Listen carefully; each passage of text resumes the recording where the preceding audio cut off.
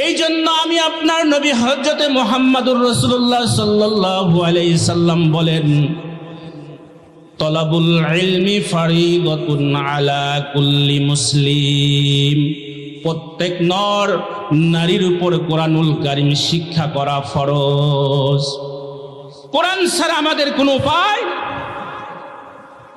আপনি যখন ঘরে ঢুকবেন, আপনার চৌকাঠ যখন এর ওই পারে পার দিবেন, তখন যদি আপনি কোরআনুল কারীমের থেকে বিসমিল্লাহ শরীফ যদি আপনি তেলাওয়াত করেন, আপনার ঘরের ভিতরে দুষ্টু জিন তার সন্তানেরা সব কিছু হাউমাউ করে চিৎকার পারতে থাকবে। বলেন সুবহানাল্লাহ।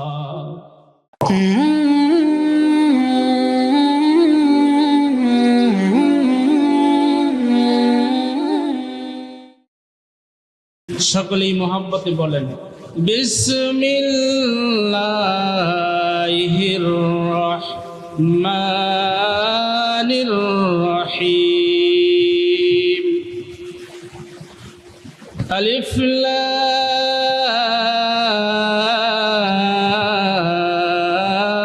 লাম মিম যালিকাল কিতাবু লা রাইবা ফীহি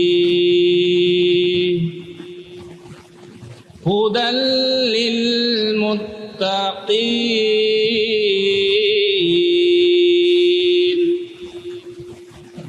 আল্লাযীনা ইউমিনুনা বিল গায়বি ওয়া ইউকিমুনাস সালাতা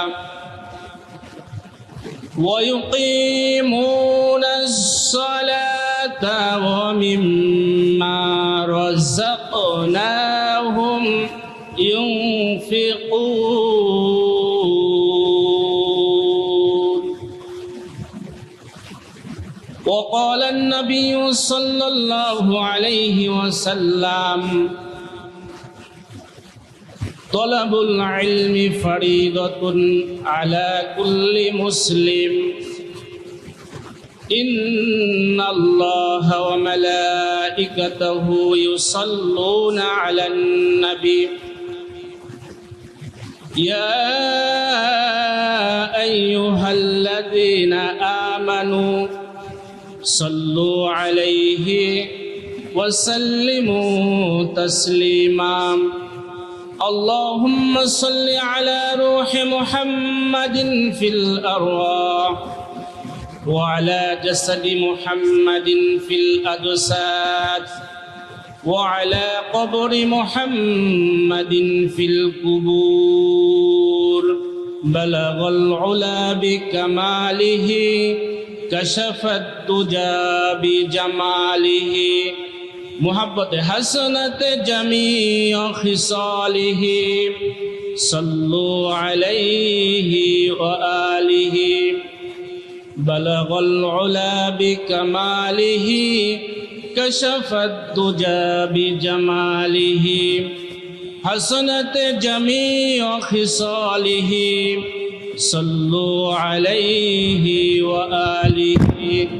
لا إله إلا الله.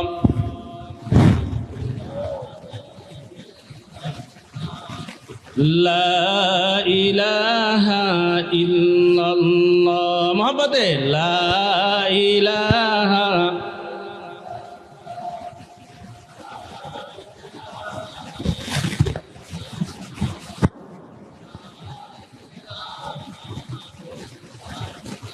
কুফর को कफन कर दो शमशीरे तलवार से. जुल्मत को दफन कर दो नाराए तकबीर से. ला इलाहा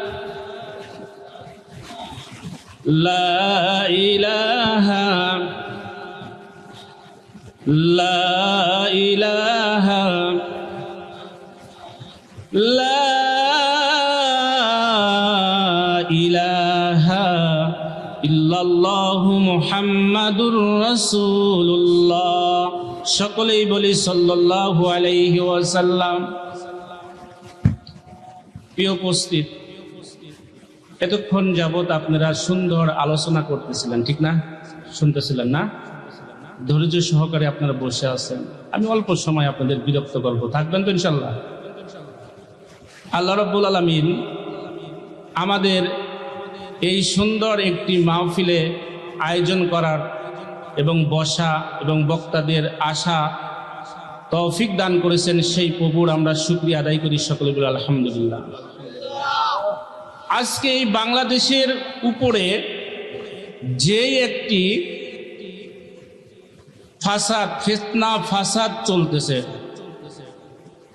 শুধু রাস্তায় বের হলে ভোটের আমেজ, ঠিক কিনা ঠিক?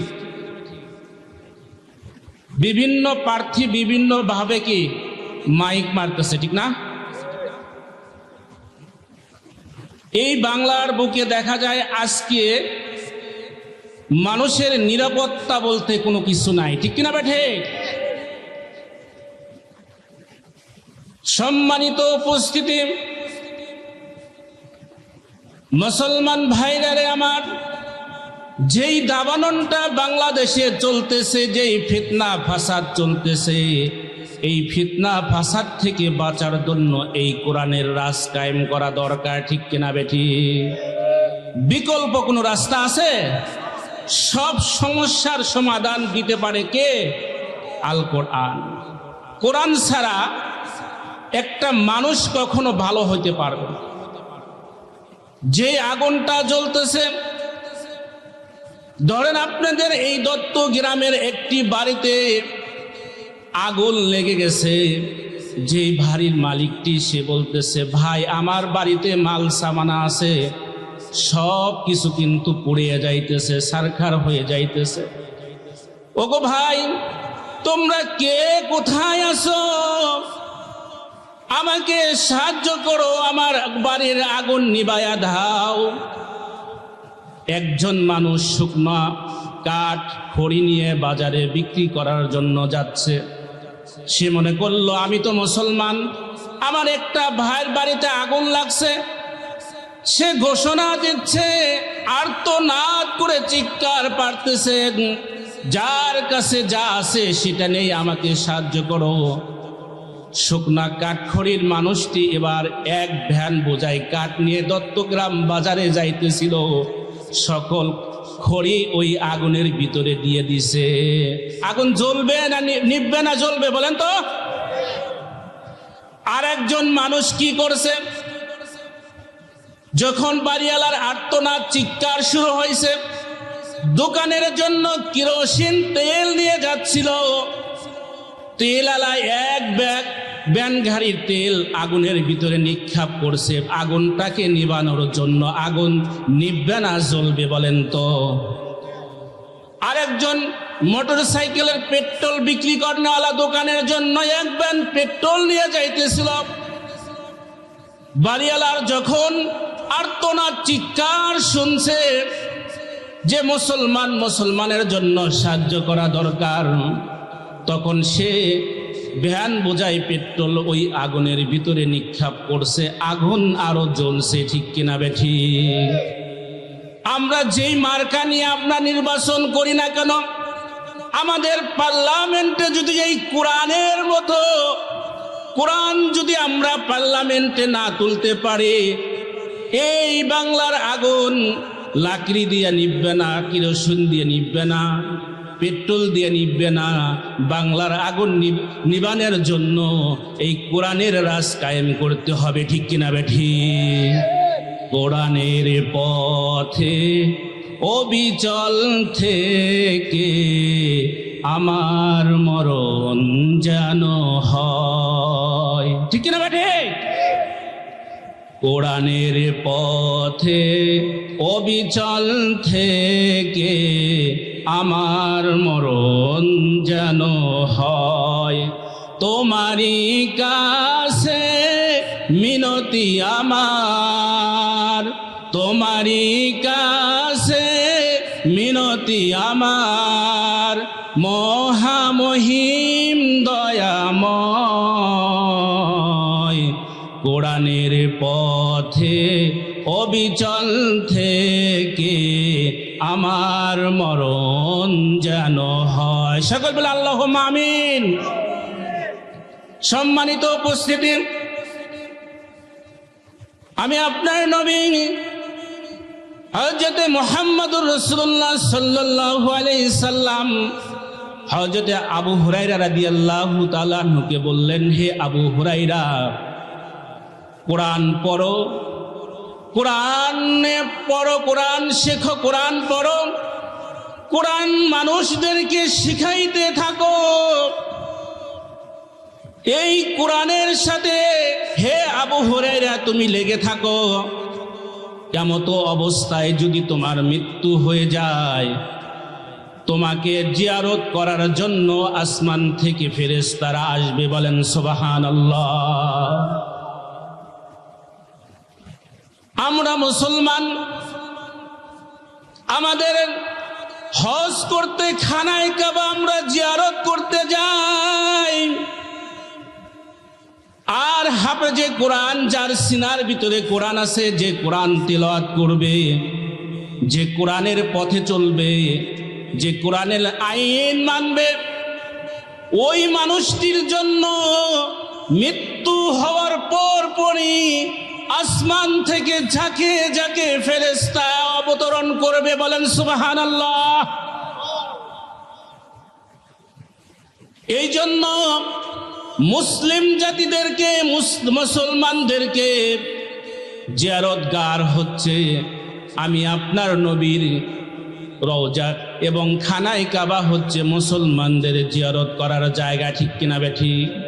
আর ফেরেশতাদের জিয়ারত করার জায়গা হচ্ছে যার সিনার ভিতরে কোরআন আছে, যে কোরআনের পথে চলে, যে কোরআনের হুকুম মেনে চলে।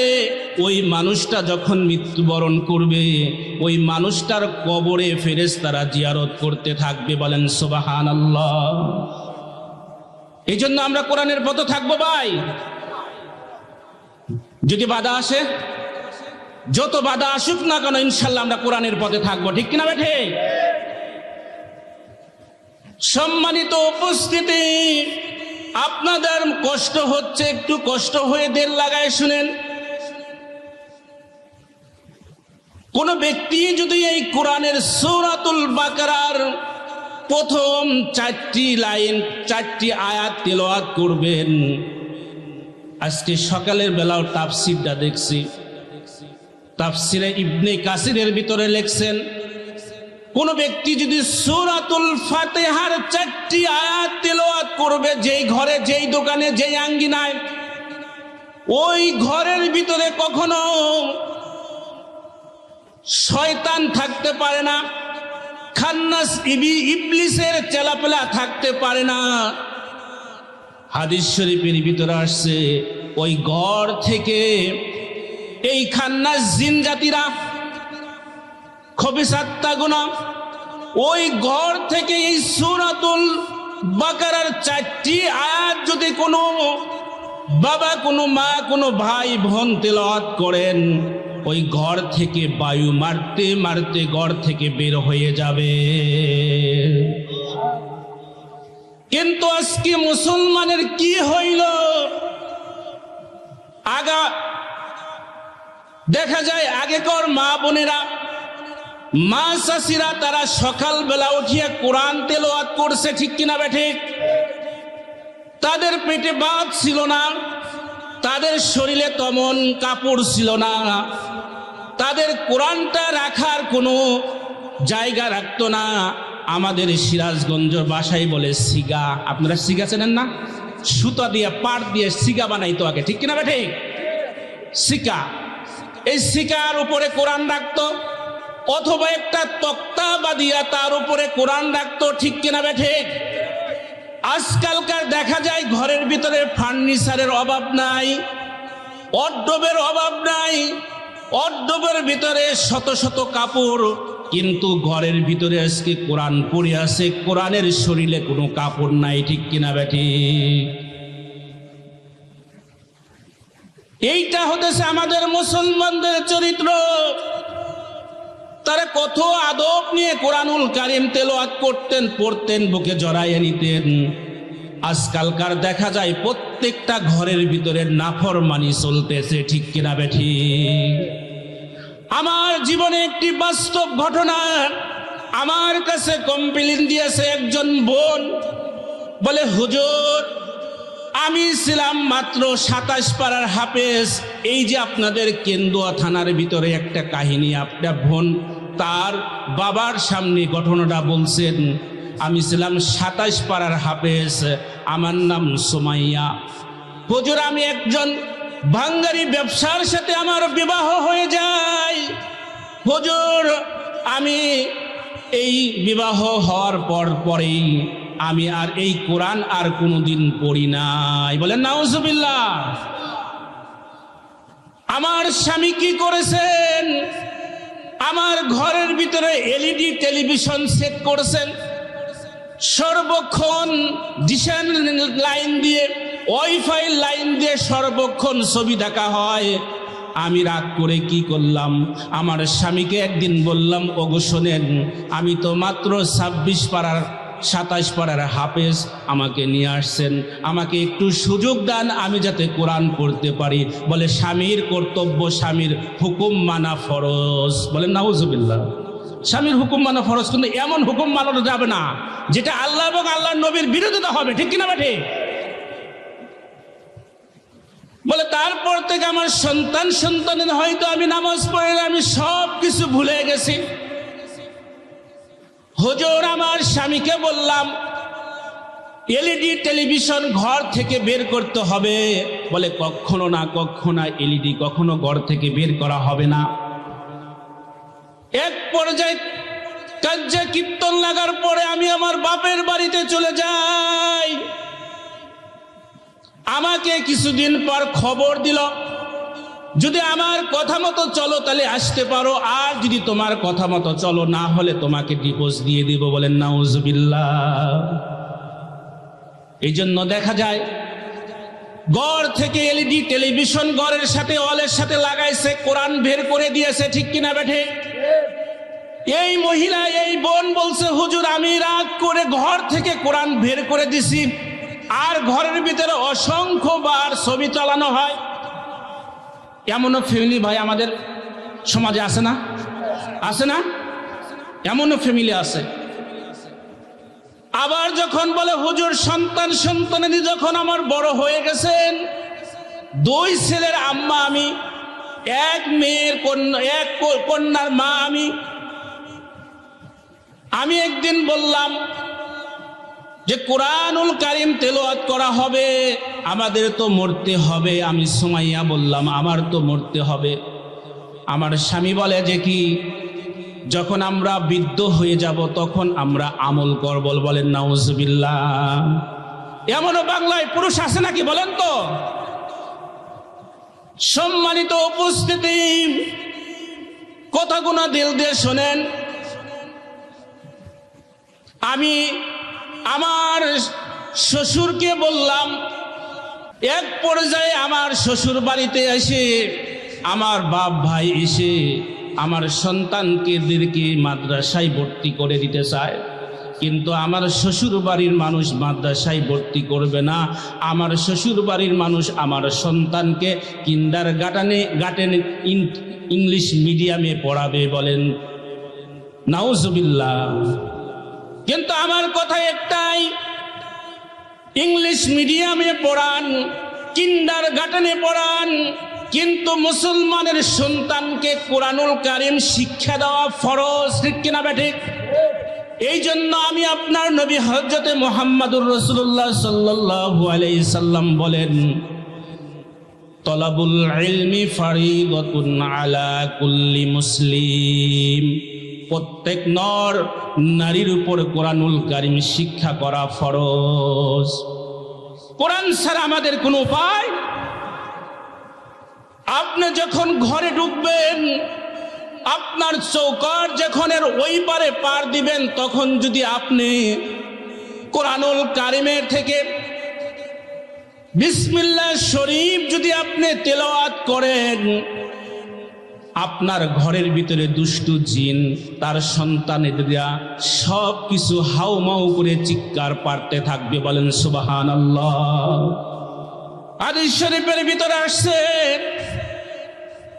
আপনার সন্তানের যে মজা বিস্কিট বিভিন্ন খাবারগুলো যে মা বাবা সন্তানের জন্য রেখে দেয়, এই খাবার গোনা দুষ্ট চরিত্র জিনের সন্তান জিনরা চাটতে থাকে নোংরা জিহ্বা দিয়ে, বলেন নাউজুবিল্লাহ। এই জন্য সম্মানিত উপস্থিতি, আপনি যখন ঘরের চৌকটে পাড়া দেব সঙ্গে সঙ্গে বিসমিল্লাহর আমল করব, বলেন সুবহানাল্লাহ। করবেন তো ভাই? সারা রাত ওয়াজ রাখা শুনে কোনো লাভ নাই যদি আমল না করতে পারি, ঠিক না ঠিক? চার ইমামের ভিতরে ইমাম শাফি রহিমাহুমুল্লাহ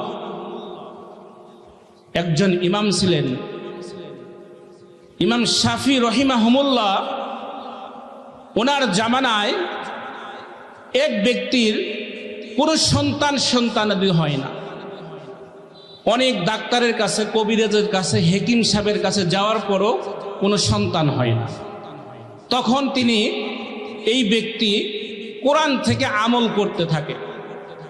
কোরআন থেকে তখন আমল করতে থাকে, কোরআনের একটি আয়াত তেলাওয়াত করতে থাকেন। আল্লাহ রাব্বুল আলামিন এই কোরআনের আমল করার কারণে তার ঘরে একটি কন্যা সন্তান দান করে, বলেন সুবহানাল্লাহ। কন্যা সন্তান যখন এই আল্লাহর বান্দার ঘরে যখন আসেন, বাবা মা দুইজনই নিয়ত করেন, আমার সন্তান, আমার মেয়েকে যখন আমি বিবাহ শাদী দিব, তখন এই জামানার ভিতরে এই দুনিয়ার উপরে সব চাইতে বড় উপটকন দিয়ে আমি আমার স্বামী, আমার কন্যাকে তার স্বামীর হাতে তুলে দেব, বলেন সুবহানাল্লাহ। সম্মানিত উপস্থিতি, পৃথিবীর বুকে সবচাইতে বড় উপটকন, বড় হাদিয়া দিবেন সন্তানের পিতামাতা। সন্তানের নব স্বামীকে বাবা মা তার হাতে তুলে দেবে, পৃথিবীর বুকের সবচাইতে বড় উপটকন। ইমাম শাফি রহমাতুল্লাহি আলাইহি জামানার এই আল্লাহর বান্দার যখন মেয়েটা প্রাপ্ত বয়স হয়ে যায়, প্রাপ্ত বয়স যখন হয়ে যায়, অনেক জায়গা থেকে বিয়ার পর পয়গাম্বা আসে। অনেক যুবকের বাবারা এই কন্যাকে সাথে ছেলেকে বিবাহ দেওয়ার জন্য পয়গাম নিয়ে আসেন। সম্মানিত উপস্থিতি, তখন এই বাবা মা বড় একটা মুসিবতের ভিতরে পড়ে যায়। তখন চিন্তা করে, হায় হায় কি করব, পৃথিবীর বুকে সবচাইতে বড় হাদিয়া, বড় উপটকন আমার কন্যাকে দেওয়ার জন্য আমি ওয়াদা করছি। আমি তো কোন রকম ভাবে সংসার চালাই, আমি সবচাইতে বড় উপটকন কেমনে দিব? তখন এই মেয়ের বাবা তখন, সম্মানিত উপস্থিতি, কি করেন? ইমাম শাফি রহিমাহুমুল্লাহর কাছে চলে যায়, বলেন সুবহানাল্লাহ। ইমাম শাফি রহিমাহুমুল্লাহর কাছে যা বলে, হুজুর, আমি মুসিবতের ভিতরে পড়ে আছি, আমার কন্যা সন্তান বড় হয়েছে ঘরের ভিতরে, বিবাহ শাদী দিতে হবে। অনেক ছেলের বাবারা, গার্জিয়ান আমার বাড়িতে আসে আমার মেয়ের সাথে বিবাহ দেওয়ার জন্য। হুজুর, আমি এইটা ওসিয়ত করছিলাম, মান্নত করছিলাম, এইটা যদি আমি না দিতে পারি তাহলে গুনাহগার হয়ে যাব। ইমাম শাফি রহিমাহুমুল্লাহ বলেন, হে আল্লাহর বান্দা, শুনে রাখো, শুনে রাখো, তোমার সন্তানকে কোরআন শিখাও, সহিশুদ্ধ করে কোরআন শিখাও। আর তোমার কন্যাকে যখন বিবাহ দিবে, এক ঝেল কোরআন তার সাথে মালামালের সাথে বিবাহর সময় একটি কোরআন দিয়ে দিও, বলেন সুবহানাল্লাহ। লোকটি তখন শরীরের ভিতরে সাহস পাইলেন, হায়রে আমি কি টেনশনে ছিলাম, কি মুসিবতে ছিলাম। আর এই জামানার কুতুব ইমাম শাফি রহিমাহুমুল্লাহর এত ইলম, এত জ্ঞান, মুহূর্তের ভিতরে আমার বিপদ দূর করতে পারে, বলেন সুবহানাল্লাহ। এই জন্য সম্মানিত উপস্থিতি, মুসলমান ভাইরা আমার, পর্দা নিশিন মা বোনেরা, প্রত্যেক ঘরে কোরআনের আমল করবেন, ঠিক কিনা বেঠিক? কোরআনের আমল ছাড়া কোনো বিকল্প রাস্তা নাই। কোরআন আমাদেরকে শিক্ষা নিতে হবে, শিক্ষা দিতে হবে। কোরআন দিয়ে আমাদের সংসার চালাইতে হবে, কোরআনের অনুযায়ী আমাদের চলতে হবে, ঠিক কিনা বেঠিক? আল্লাহ রাব্বুল আলামিন আমাদের সকলকে কোরআন মানা, কোরআন বোঝার তৌফিক দান করুক। সকল বলেন আমিন।